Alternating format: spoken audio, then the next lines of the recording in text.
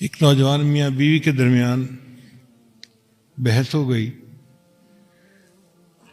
تو بیوی نے خامن کو کہہ دیا جب تک آپ مجھ سے نہیں بولیں گے میں آپ سے نہیں بولوں گی.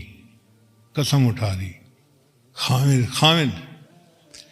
خامن ذرا اچھے موڈ میں تھا اور چاہتا تھا کہ بیوی قریب ہو، اور بیوی کسی بات پہ ناراض تھی، بگڑی ہوئی تھی، وہ رسپانس نہیں دے رہی تھی. اب جب اس نے رسپانس نہ دی تو خامن نے یوں کہہ دیا اللہ کی قسم جب تک تم مجھ سے نہیں بولے گی میں تجھ سے نہیں بولوں گا. تو بیوی تو اس وقت تھی غصے میں، اس نے بھی قسم اٹھا کے کہہ دیا کہ اللہ کی قسم جب تک تم مجھ سے پہلے نہیں بولے گا میں تجھ سے نہیں بولوں گی. اب بول چال بند. رات تو گزر گئی، جب صبح ہوئی تو دونوں کے نواق ٹھنڈے ہوئے. تو اب وہ سوچنے لگے کہ بھئی پتہ نہیں قسم کون توڑے گا اور کیسے بات چیت شروع ہوگی. اس زمانے میں ہر بات کا مسئلہ عالم سے پوچھا جاتا تھا. چنانچہ خامد جو تھا وہ سفیان ثوری رحمۃ اللہ کے پاس گیا اور اس نے کہا کہ حضرت ہم میاں بیوی میں تکرار ہو گئی تھی. اس نے بھی قسم اٹھا لی اور جواب میں نے بھی قسم اٹھا لی. اب بتائیں ہم کیا کریں؟ ان کا بھائی جو بولے گا اس کی تو قسم ٹوٹ جائے گی، وہ حانس بن جائے گا. اس زمانے میں جو حانس بن جاتا تھا نا، جس کی قسم ٹوٹ جاتی تھی، پھر پوری زندگی کسی کام میں اس کی گواہی قبول نہیں کی جاتی تھی.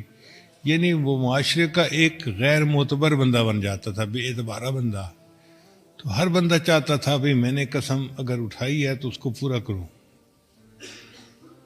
اب بیوی بھی نہیں چاہتی تھی میری قسم ٹوٹے اور خامد بھی نہیں چاہتا تھا قسم ٹوٹے. تو بڑے پریشان کہ کریں تو کیا کریں. خامد کے ذہن میں خیال آیا کہ میں امام ابو حنیفہ کے پاس جاتا ہوں. چنانچہ ان کے پاس گیا، جا کے مسئلہ پوچھا.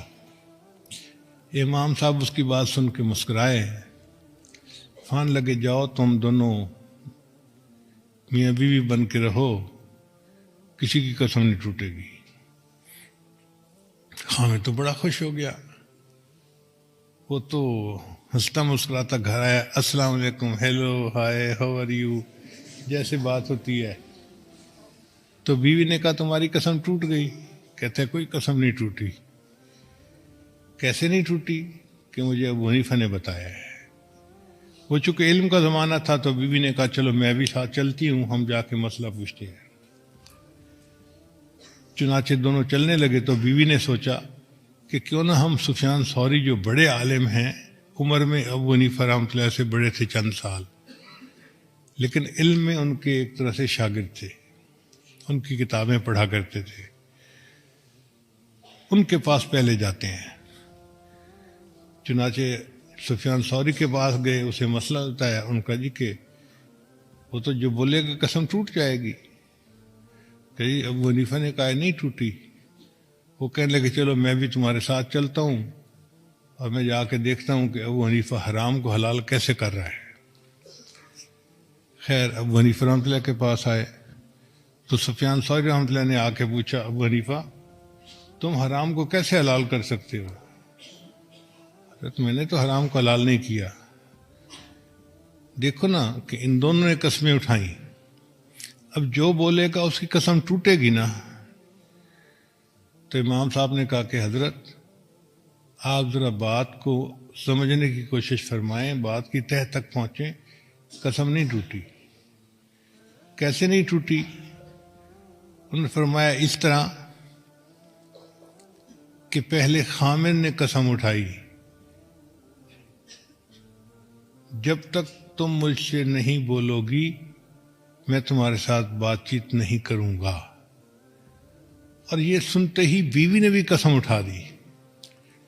تو بیوی نے قسم تو اٹھائی مگر خامد کے ساتھ بول تو رہی ہے نا. تو خامد کی تو قسم پوری ہو گئی.